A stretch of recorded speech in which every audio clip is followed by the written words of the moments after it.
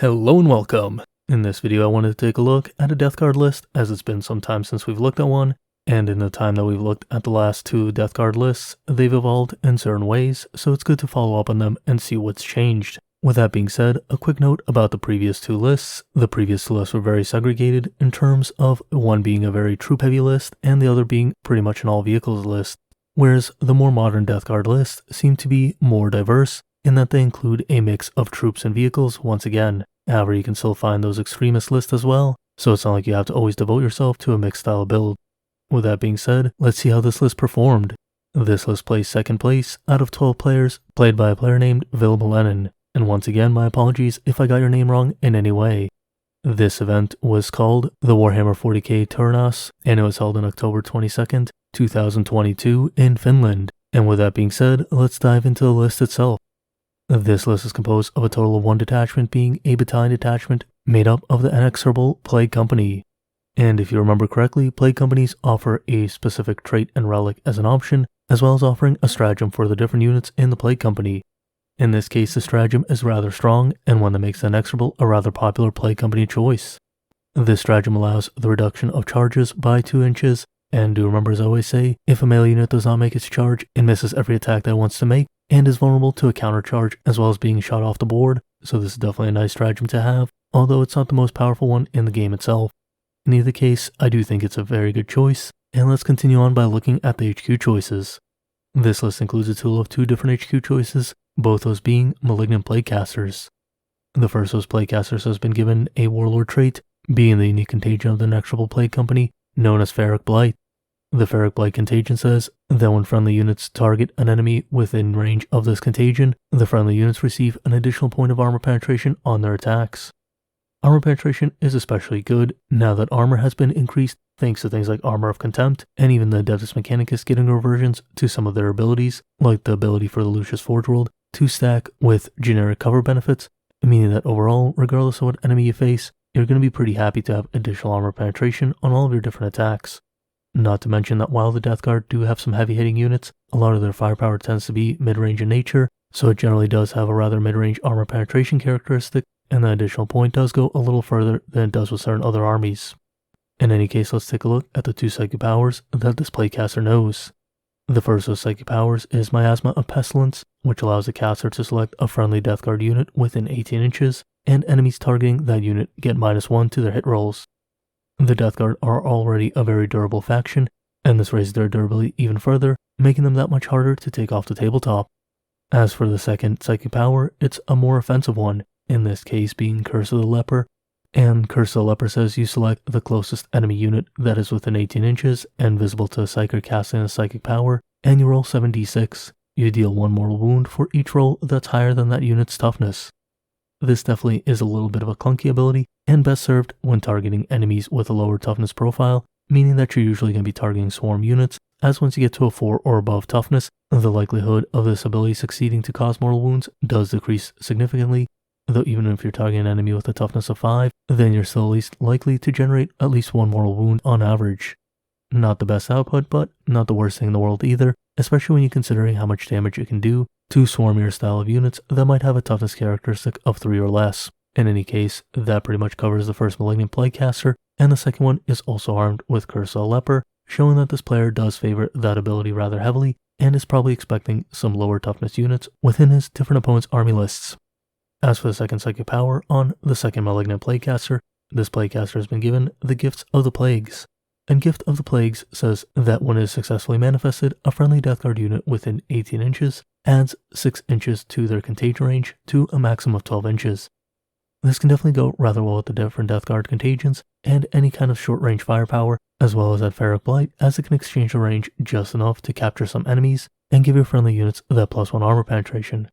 In either case, the Malignant Plaguecaster is definitely a popular HQ choice, and I will say that it's not a bad choice either, and it's one that is going to be rather common within Death Guard forces, as it does not have any restrictions in terms of how many you can take within a detachment, and it offers a good amount of utility for a rather low points cost. Though I will mention, it's interesting to note that this list didn't take any of the heavy-hitting HQ choices, such as the Demon Prince, which is very popular within different lists, or one of the Lords of Contagion or Virulence, as well as Typhus, who all see a decent amount of play in different lists depending on what you want within that army. So this does show that the HQ choices of the Death Guard are not necessarily as static as some might assume, and there are definitely opportunities to forgo certain HQ choices despite how popular they might be within other army lists such as the Demon Prince. Now with HQ choices covered and this being a battalion detachment, we come to the troop choice for this battalion detachment. The troop choice for the Death Guard has definitely seen a lot of improvement with the free war gear on the different Plague Marines, and it is very common to see a variety of different Plague Marines armed with different weapons as a result. In this case, this list does bring a decent amount of Plague Marines, with the first of the troop choices starting with a unit of 10 Plague Marines. This unit of Plague Marines comes armed with a cornucopia of different weapons, with a champion of the unit starting off by carrying a plasma gun, a power fist, and a demonic plague blade. In addition to those, the champion has been given a relic, which is the Plague Skull of Glathilla, and this is a one-time use relic, which allows it to target an enemy unit within 6 inches and roll 7d6, and that enemy unit takes 1 mortal wound for each 4 or 5 rolled, and takes d3 mortal wounds on any 6 rolled. This means that you have about a 50-50 chance on every single roll to inflict at least 1 mortal wound, though because you're dealing more mortal wounds on a 6, you're generally going to deal more than 3 to 4 mortal wounds when utilizing this relic. In either case, for one command point, dealing 3 to 4 mortal wounds off of one model is definitely a fine enough inclusion, and something that is definitely very easy to include within a list, as different champions within squads can carry it without necessarily consuming your normal allocation of warlord traits and relics. In any case, this squad has plenty of other weapons on its normal Plague Marines, choosing to arm them with an array of ranged and melee weapons. As far as the melee weapons go, this unit has been given 2 Great Plague Cleavers, 2 Flails of Corruption, and 1 mace and axe on one of the Plague Marines. However, for ranged weapons, it has been given 2 Meltaguns and 2 Plague Spewers.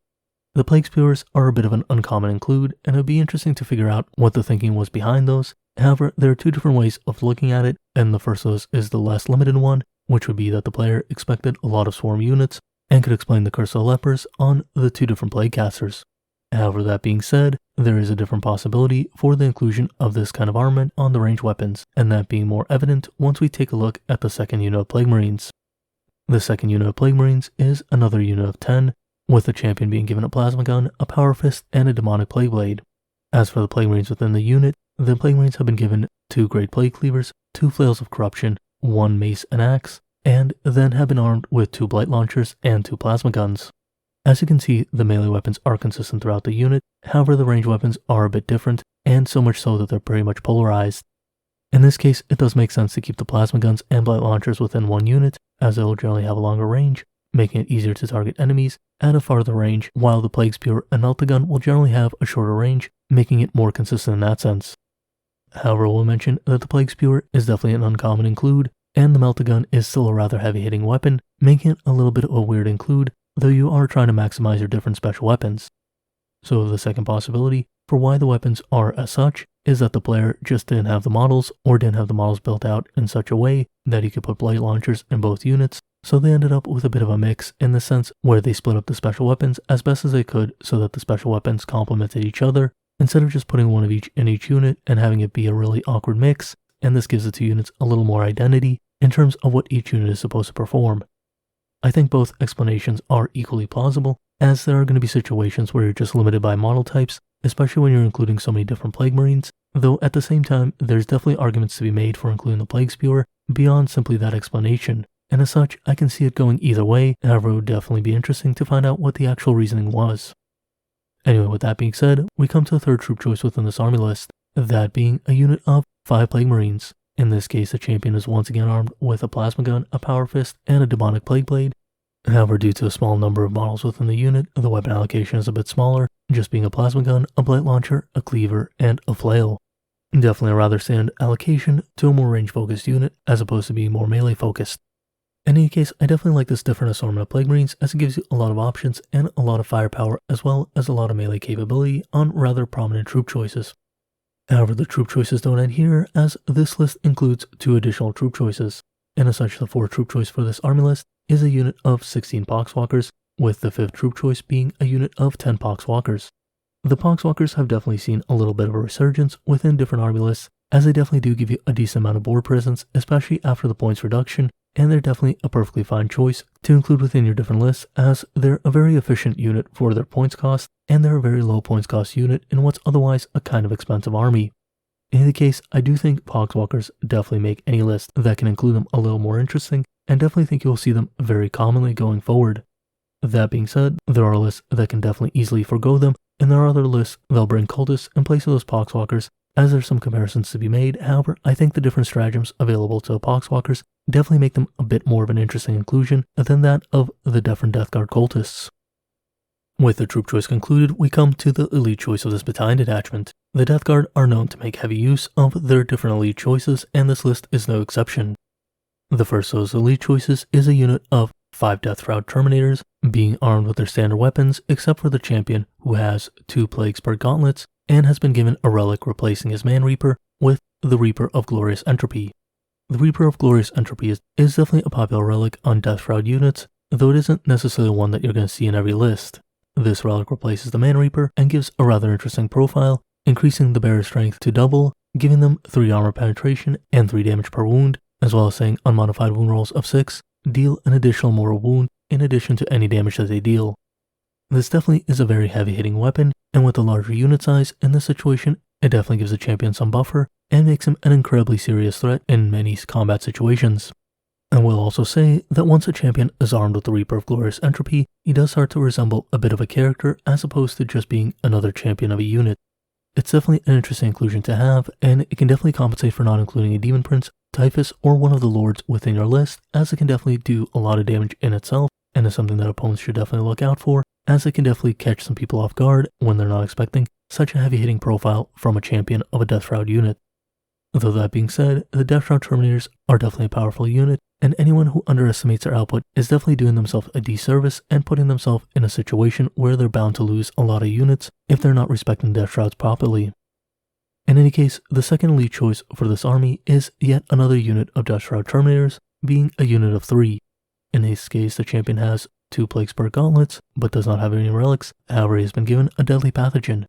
in this case being Befouling Runoff, which, in addition to additional point of strength, says that the bearer of this pathogen ignores enemy cover benefits when dealing damage to the enemy, and that can definitely come into play in a lot of situations, as cover is a very important part of the game. So it's definitely a decent enough deadly pathogen, especially when you consider the strength bonus and points cost of this ability. In any case, the elite slot continues on with 2 different voted variants, the first one being a Tallyman, which is a very popular inclusion within pretty much every Death Guard force, as he not only helps you generate command points, but he does have the ability to tally for a unit within your different forces and thus make them more effective within combat, so you're generally going to see the Tallyman in most Death Guard lists. Following the Tallyman is the Biologist Putrefier, and the Biologist Putrefier has definitely seen much more popularity within the Nephilim chapter approved and has been seeing play within a lot of Death Guard forces. The Biologist Putrefier in this case has also been given a Warlord trait, that being the very popular Arc Contaminator. An Arc Contaminator is an aura that says friendly units within 6 inches get to roll the wound roll on their melee profiles for their different plague weapons. They also get to do the same for ranged weapons if they're within 12 inches of the target of that ranged plague weapon. And this is a very powerful inclusion, especially when you consider that unit of Death Shroud Terminators and the melee capabilities of the different Plague Marine units within this army list. I will say, the Biologist Putrefier has definitely gotten a big boost within the 9th edition rules, and so have the Plague Marines. Once again, I would say this is a huge boon to the Combat Patrol box, as all of a sudden, you're seeing the Plague Marines in great quantities, the Poxwalkers have come back into play, and the Biologist Putrefier is incredibly popular. The only unit that's a little more fringe is Typhus, but he's definitely seeing plenty of play as well, so the Combat Patrol has definitely increased in value and power. And finally, this list does include 1 additional elite choice. However, this elite choice is utilizing the Voted Variant ability, meaning that it does not utilize a Force Organization slot, as you're allowed to take a certain number of Voted Variants in non-Force Organization slots when you're including multiple of them in the list, allowing you to bring a good assortment of special characters. In this case, the final voted Variant is definitely one that you're going to see within any list that makes heavy utilization of different melee threats, in this case being a Foul Blight Spawn. And this Foul Blight Spawn has been given a relic to further increase his anti-melee capabilities, that being the Revolting Stench Vats. And the Revolting Stench Vats allows you to force an enemy unit to fight last without any exception. And this is a very powerful ability, especially when you combine it with those different Plague Marines and the Death Shroud Terminators, as well as the Arc Contaminator aura, making the Foul Blight Spawn an incredibly threatening unit to any enemy facing it. In addition to that, the Blight Spawn has been given a deadly pathogen as well. This deadly pathogen is the very inexpensive and very popular Viscous Death. which allows him to roll the roll when determining how many randomly generated attacks he makes. And considering that his ranged weapon is a rather powerful flamer that can be rather devastating to enemy units due to its high strength and armor penetration profile that makes it a rather frightening weapon, this is definitely a deadly pathogen you're going to see very commonly within lists. With the Foul Blight spawn covered, we can move on from the lead choice and onto a fast attack choice. And this is where the different vehicles start coming into play, as the lead choice and the troop choice for the Death Guard are generally going to be very powerful infantry choices. The fast attack and the heavy support choices are generally going to be rather strong vehicles. In this case, this list has included 2 fast attack choices, being 2 Mephitic blight-haulers. And the Mephitic blight-hauler is definitely a very popular include, as it has that very powerful multi-melta, as well as several other weapon profiles that allow it to put out a decent amount of firepower for its points cost. And I will say, do remember that the points cost have gone down dramatically, and the Mephitic blight-hauler is now only 120 points. This is actually a rather impressive points cost, considering when the edition came out. The idea that a Mephitic blight-hauler could be 125 points seemed a little bit too powerful, and now it's even less than that. Not only that, but do remember that the Mephitic blight-hauler is actually a rather inexpensive model when it comes to dollar cost as well, and this makes it a rather good choice for anyone who's looking to kind of bolster their Death Guard forces and maybe go from 500 points to 1,000 points, or even from 1,000 points to 2,000 points, as it eats up a decent amount of points, brings a rather powerful body for those points value, and costs rather little in terms of dollar amount when you consider how interesting and nice the model is and how much work it can do on the tabletop. In either case, I think the blight-hauler is here to stay, and I think the photo bloat drone is very popular as well. However, we do see some chaos spawn popping up in different lists as well, and that definitely shows that the fast attack choice for the Death Guard do have a lot of variety. However, this list has basically restricted it to those 2 blight-haulers, and that's a perfectly fine choice to make for any Death Guard list, as the Mephitic blight-hauler is definitely one of the stronger ones. In any case, with that being said, we can move on to the heavy support choice for this army list, which is the final unit type of this army. In this case, those 2 heavy support choices are composed of 1 Plague Burst Crawler each, and each of those Plague Burst Crawlers is armed with 2 entropy cannons and a heavy slugger, giving it quite a lot of output. As I mentioned before, the Plague Burst Crawler wasn't going anywhere, even though it saw a bit of a hit in terms of its overall power when the indirect fire rules were changed universally. However, the Plague Burst Crawler does have a heavy enough hitting indirect fire weapon, as well as those 2 entropy cannons that make it a very interesting inclusion at the points cost that it has. And as such, I think it's something that you include and just basically not consider that indirect fire profile unless you absolutely have to use it, and it has such a durable profile as well as such heavy firepower in such a large quantity for a low enough points cost that it's definitely an attractive inclusion within any Death Guard list. In any case, that concludes this Death Guard army, and I do think it's a very interesting build as it shows that you don't necessarily have to go all infantry or all vehicles to be successful. And while it was a smaller tournament, the variety of different army lists included within that event did have an interesting enough mix of different armies that the player playing this list definitely had their work cut out for them. And I do think this list is very powerful as it makes use of some of the more powerful vehicles that the Death Guard have access to within their arsenal, and it definitely makes heavy utilization of some of those very powerful infantry units, such as the Plague Marines, which bring a lot to the table, and the Death Shroud Terminators, which have incredible power within melee combat. And then it makes a decent amount of utilization of its HQ choices, even though it goes for some of the cheapest HQ choices within the Death Guard forces. I definitely think there's a ton of different ways of building Death Guard armies, and I think the Death Guard actually have quite a lot of variety, despite being kind of a sub-faction themselves, and having a bit of a restricted model line. In any case, did you like this kind of army list, or do you prefer a different style of Death Guard build? Let me know in the comments down below which kind of Death Guard army you prefer, or which Chaos faction you think is the most interesting out of the different Chaos factions available to play on the tabletop.